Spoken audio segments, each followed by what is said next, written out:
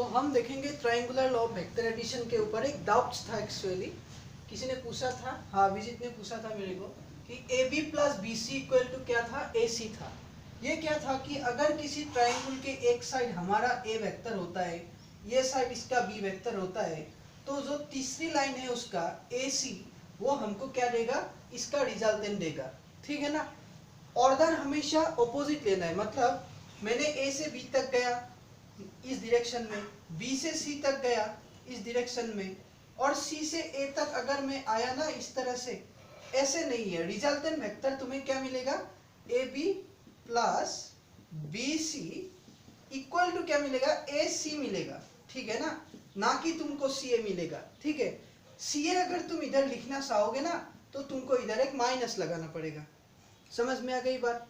ठीक है ना। और अगर तुम इस AC को R से डिनोट करोगे तो तुम्हारा पास एक मैग्नीट्यूड निकल कर आएगा ऐसा, R equal to root over A square plus B square plus twice of A B cos theta. ये कहाँ से आता है, ये डिराइवेशन है एक्चुअली, इसके ऊपर हम बात नहीं करेंगे। ये जो R है ना, इसका मैग्नीट्यूड ये आने वाला है। ये कैसे आएगा, तुम यहाँ पर ये जो एंगल थीटा देख रहे हो ना, ये वेक्टर ए और वेक्टर बी के बीच का एंगल है।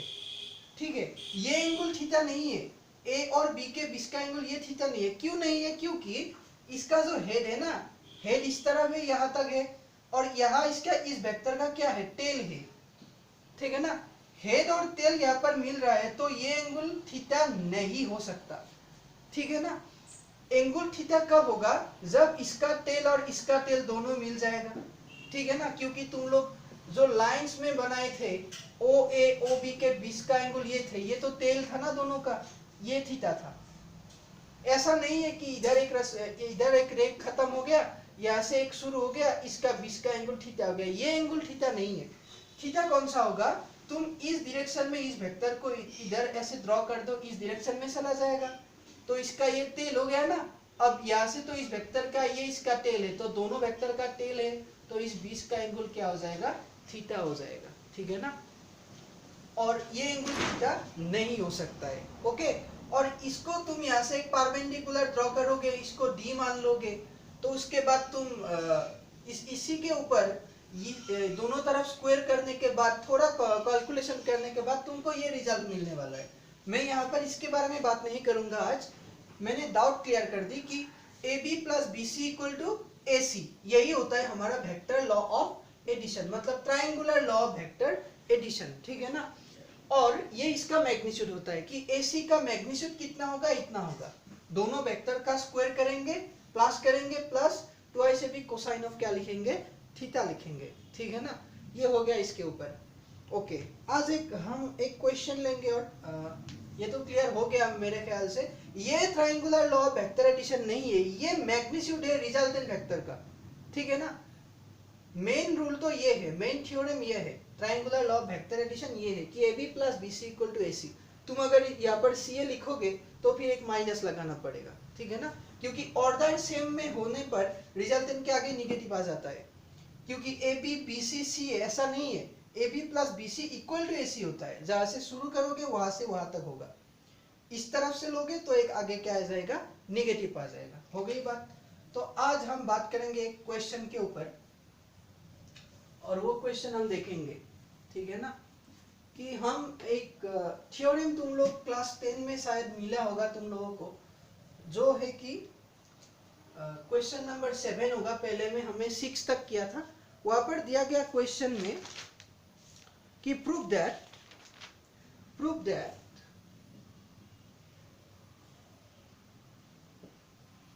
Angle in a semi circle मालूम है तुम लोगों को। सेमी सर्कल में एक एंगल क्या होता है, angle in a semi circle is a right angle. ये बहुत अच्छा थ्योरम है। ठीक है ना, इसके प्रूफ कैसे करेंगे हम, वेक्टर के मदद से करेंगे। तो ऐसा एक हमारा सर्कल मान लो तुम, सेमी सर्कल का मतलब क्या है, इसके सेंटर में से, सेंटर ओ में से एक लाइन यहां से गुजरेगा, तो ये इसको मान लो सेमी सर्कल है। ठीक है ना, यहाँ पर एक कोई भी पॉइंट तुम मान लो सी, और यहां से अगर तुम ज्वाइन करोगे ना, ये लाइन ज्वाइन कर दो, और ये लाइन ज्वाइन कर दो। जो ये एंगल है ना, ये 90 डिग्री होगा, हमको प्रूफ करना है, ठीक है ना। इसको हम ए बी मान लेते हैं, ये इसका सेंटर है, हो गई ना। और इसको हम मान लेते हैं ओ सी है, ओके। तो अब देखो, हमको प्रूफ करना है कि ए सी और बी सी का बीच का एंगल क्या है, 90 डिग्री है। मतलब कि ए सी के साथ बी सी का डॉट प्रोडक्ट अगर हम करेंगे तो हमको क्या मिलेगा, 0 मिलने वाला है, क्योंकि डॉट प्रोडक्ट कैसा था, ए डॉट बी, हमारा magnitude of A, magnitude of B, और यहाँ पर था कोसाइन ऑफ थीटा।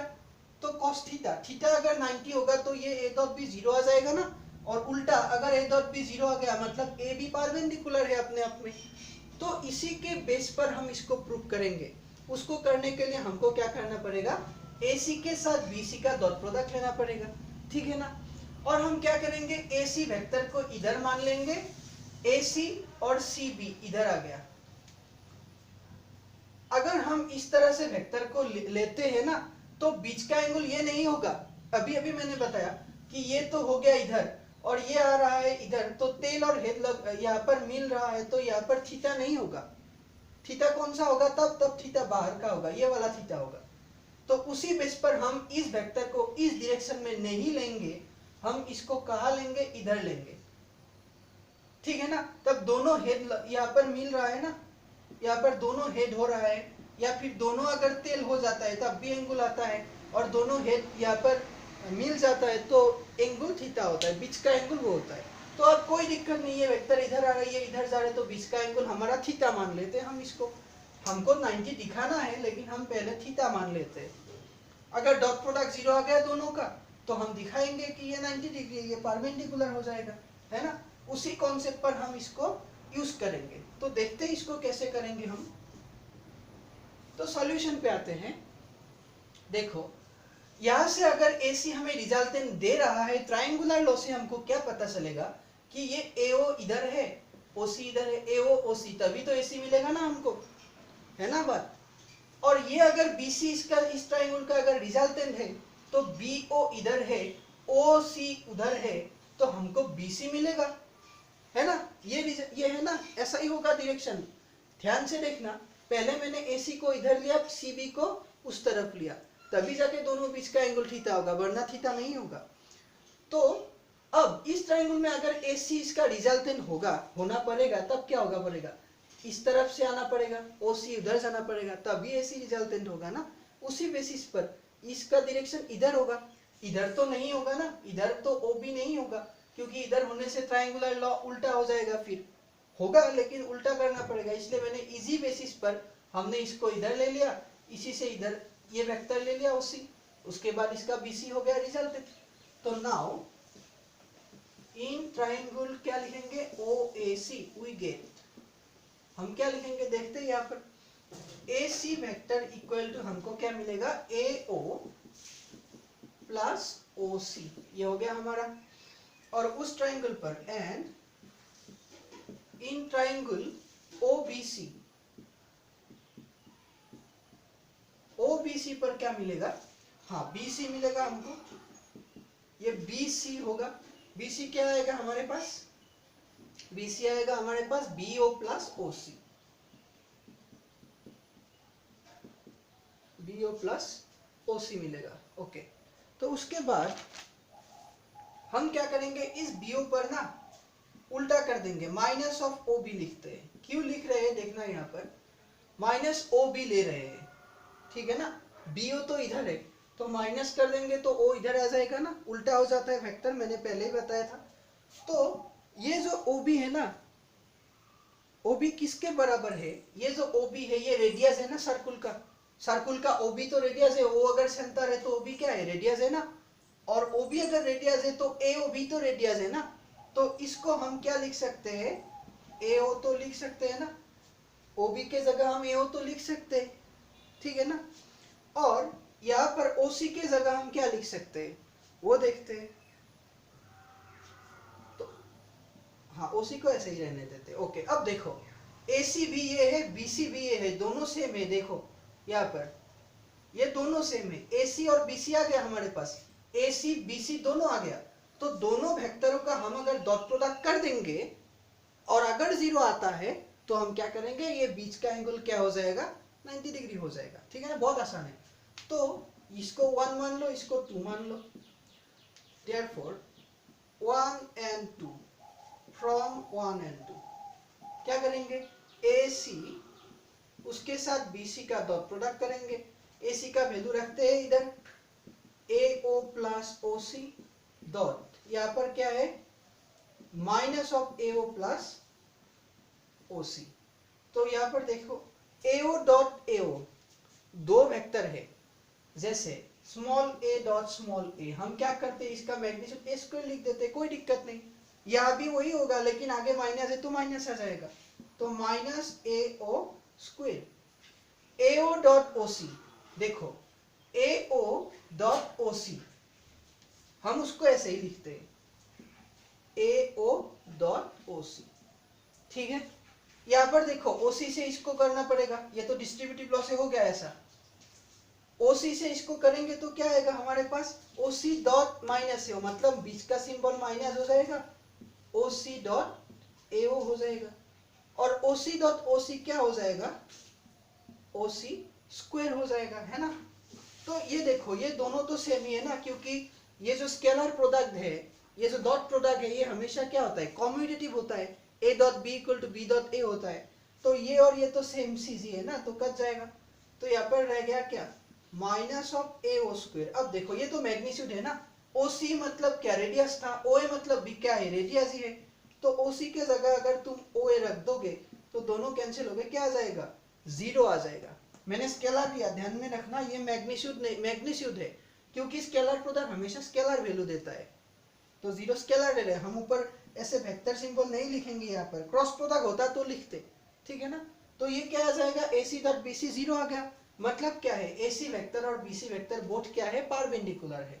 तो हम क्या लिखेंगे, सो ये क्वेश्चन ऊपर वाले का हटा देते हैं हम, ये ऊपर का क्वेश्चन हटा देते हैं, ओके।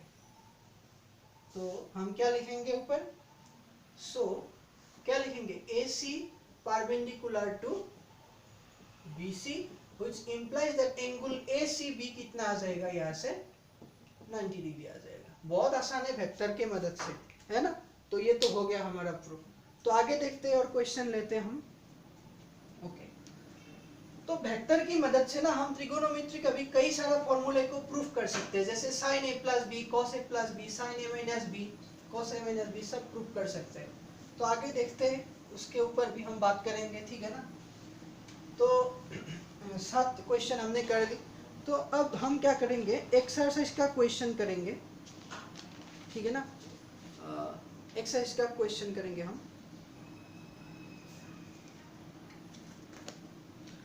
तो 10.3 पे आते हैं, पहले हम 10.3 में ही आते हैं। 10.3 में दिया गया, find the angle between two vectors A and B which magnitude √3 and 2 respectively having A dot B equal to √6। तो हमारे पास 10.3 में ना एक क्वेश्चन दिया गया, बहुत आसान है। क्या दिया गया कि A डॉट B हमारे पास क्या है, A डॉट B हमारे पास है √6, ओके। एंड दिया गया कि मैग्नीट्यूड ऑफ A है हमारे पास √3 एंड मैग्नीट्यूड ऑफ B हमारे पास है 2। तो नाउ ये जो A डॉट B √6 है ना, यहाँ पर क्या लिखेंगे हम, magnitude of A magnitude of B cosine of theta लिखते हैं, क्योंकि थीटा क्या होता है, दोनों का बीच का एंगल होता है। तो इधर √6 है, तो मैग्नीट्यूड A कितना है, √3 है, मैग्नीट्यूड B कितना है, 2 है। इधर डॉट लिख कर ही लिख देना, cos थीटा इक्वल टू ये हो गया √6। तो हमको cos थीटा निकालना है ना, cos थीटा इधर लिख दो, ऊपर √6 जाएगा, नीचे क्या आ जाएगा, 2√3 आ जाएगा। √6 को क्या लिख सकते हैं, √2 इंटू √3 लिख सकते हैं। तो 2 इंटू √3 है, 3 कैंसिल हो जाएगा, और यहाँ से एक √2 नीचे बचेगा ना, 1/√2 हो जाएगा। तो cos थीटा आ गया 1/√2। इसका मतलब क्या है, थीटा कितना है, 45 डिग्री है, या फिर तुम इसको क्या लिख सकते हो, π/4 रेडियन, है ना। तो ये हो गया हमारा पहला क्वेश्चन। उसके बाद एक और क्वेश्चन दिया गया 2 नंबर, वहाँ पर दिया गया कि अगर हमारे पास 2 वेक्टर है, ठीक है ना। इधर तो हमको बहुत सिंपल तरीके से दिया गया था इधर भी दिया गया है, find the angle between the vector i cap minus twice j cap plus 3k cap and 3i cap minus 2j cap plus k cap. हम क्या करेंगे, इसको मान लेते हैं ये वेक्टर है, कुछ a वेक्टर मान लेते हैं, इसको मान लेते हैं कुछ b वेक्टर, ठीक है ना। तो इसके बीच का एंगल फाइंड करना है। कैसे फाइंड करेंगे, फिर वही लॉजिक है, a डॉट b निकालेंगे पहले। नाउ a डॉट b हमारे पास कैसा होगा, magnitude of a magnitude of b cos of theta. अब लेफ्ट साइड में देखो a डॉट b, इसके साथ इसका डॉट प्रोडक्ट, तो i डॉट i 1 होता है हमेशा और i डॉट j 0 होता है, इसलिए i के साथ सिर्फ i ही बचेगा, बाकी 0 हो जाएगा, ठीक है ना। डॉट प्रोडक्ट में मैंने बताया था ये चीज। तो इसके साथ इसका डॉट प्रोडक्ट करेगा तो क्या रहेगा, a डॉट b मतलब i cap dot 3i cap 3 रहेगा, j से j बचेगा तो बाकी सारा नहीं रहेगा, तो j के साथ j बचेगा तो कितना आ जाएगा, j डॉट j 1 हो जाएगा, -2 कितना हो जाएगा +4। k कैप से k कैप लेना पड़ेगा, 3 हो जाएगा, ये बीच का सिंबल प्लस है, ओके। अब root over sorry magnitude of a, magnitude of a मतलब क्या, इसका मैग्नीट्यूड तो 1 स्क्वायर, उसके बाद -2 का स्क्वायर और उसके बाद आएगा 3 का स्क्वायर, ये हो गया a का मैग्नीट्यूड। इसके बाद b का मैग्नीट्यूड यहाँ पर रखो मल्टीप्लाइड बाय, यहाँ पर दो ही रखना, ठीक है ना। मैग्नीट्यूड ऑफ b क्या हो जाएगा, 3 स्क्वायर प्लस -2 का स्क्वायर और हो जाएगा 1 का स्क्वायर, साथ में है cos ऑफ थीटा। तो ये हो जाएगा 10 इक्वल टू, ये कितना हो जाएगा, ये आ जाएगा 1 4 5 5 प्लस 9 14 रूट 14, और ये कितना आ जाएगा 9 प्लस 4, ये भी आ जाएगा 14 और cos थीटा मतलब cos थीटा इक्वल टू कैसा हो जाएगा 10/14, क्योंकि ये रूट ओवर पूछ जाएगा ना, यहाँ से कैंसिल हो जाएगा, तो 2 से 5 2 से 7, तो यहाँ से थीटा कितना आ जाएगा cos इनवर्स ऑफ 5/7, हो गई ना बात। तो ये हो गया हमारा एंगल निकालने का तरीका। जब हमें वेक्टर ऐसे रहेगा ना, हम ऐसे मान लेंगे, लेट मान लेना यहाँ पर, let a equal to e1 and b equal to this, ठीक है ना, क्योंकि किताब में इन दोनों वेक्टर को सिंपली दिया रखा है, ठीक है ना, ओके। उसके बाद प्रोजेक्शन निकालने का तरीका जो था मैंने दिया था, प्रोजेक्शन निकालने का, तो प्रोजेक्शन तो हमने निकाला ही था, किसी वेक्टर का किसी दूसरे वेक्टर के ऊपर प्रोजेक्शन। तो हम क्या करते हैं, 5 नंबर क्वेश्चन पे जाते, वहाँ पर दिया कि so that each of the given 3 vectors is a unit vector, okay, also so that they are mutually perpendicular to each other, okay. एक काम करते हैं हम, 5 नंबर क्वेश्चन पे क्या लिखते हैं, हाँ, सो that each of the given 3 vectors is a unit vector. तो हमको क्या दिखाना है, यूनिट वेक्टर का मतलब क्या है कि उसका मैग्नीट्यूड क्या होना पड़ेगा, 1 होना पड़ेगा, है ना।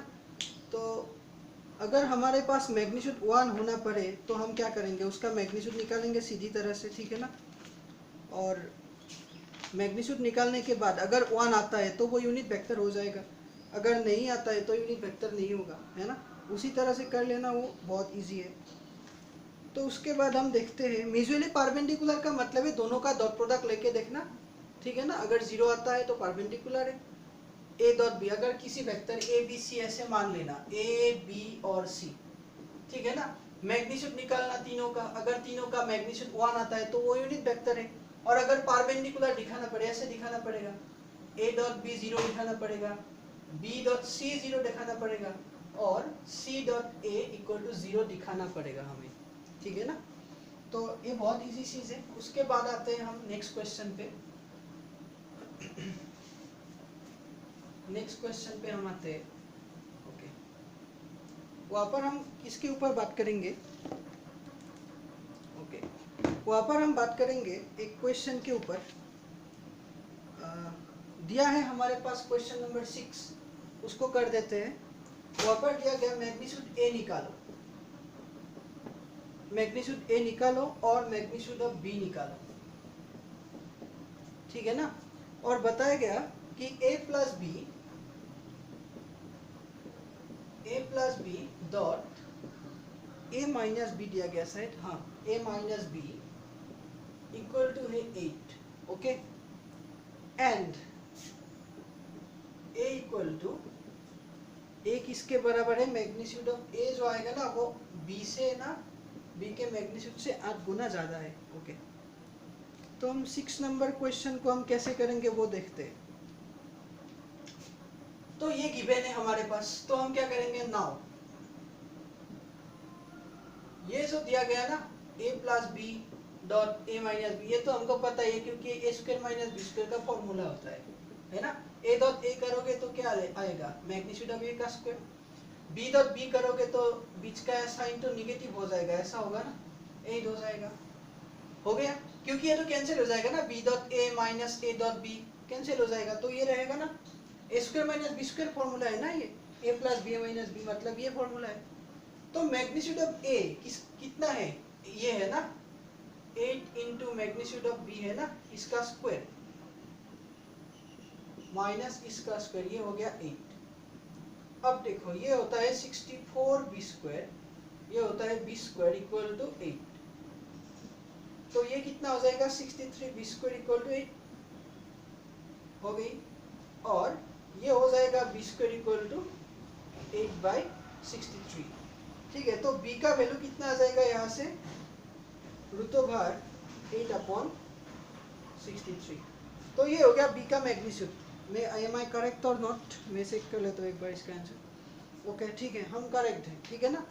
तो इसको अगर तुम रेशनलाइज करना चाहोगे तो इसको ऐसे भी लिख सकते हो कि b इक्वल टू रूट 8 का मतलब है 2√2, ओके, एंड 63 का मतलब कितना है, 63 को कैसे लिख सकते हो, 9 7 जा 63, तो यहाँ से 3 बाहर आ जाएगा ना, √7 अंदर रहेगा, और √7 से दोनों तरफ मल्टीप्लाई कर दोगे तो ऊपर आ जाएगा √14, नीचे आ जाएगा 21। तो ये हो गया हमारा फॉर्मूला। ओके ओके, तो ये आ गया हमारा b, मतलब मैग्नीट्यूड ऑफ b आ गया हमारे पास।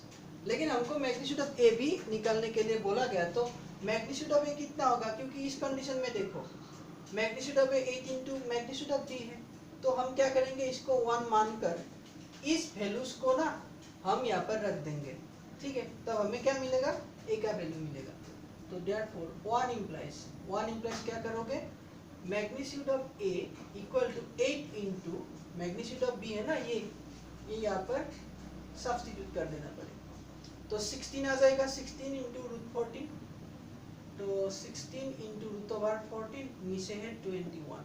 तो ये हो गया हमारा ए का मैग्नीट्यूड और ये हो गया हमारा बी का मैग्नीट्यूड। ठीक है ना, ये बहुत आसान था। ओके, तो इसके बाद हम बात करते हैं एक बहुत इजी चीज़ है, ये आसान ही होगी निकालने में। नेक्स्ट हम जाते हैं एक क्वेश्चन के ऊपर।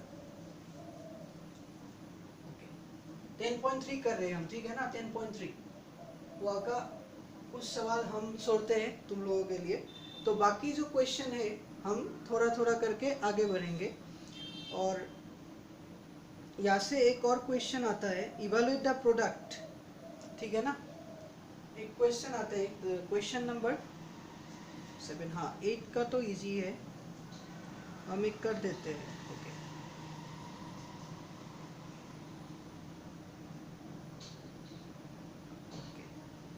तो हम आगे बात करेंगे, ठीक है ना। प्रॉब्लम्स के ऊपर एक वीडियो नेक्स्ट क्लास में हम बात करते हैं, नेक्स्ट वीडियो में बात करते हैं। ओके, ठीक है ना।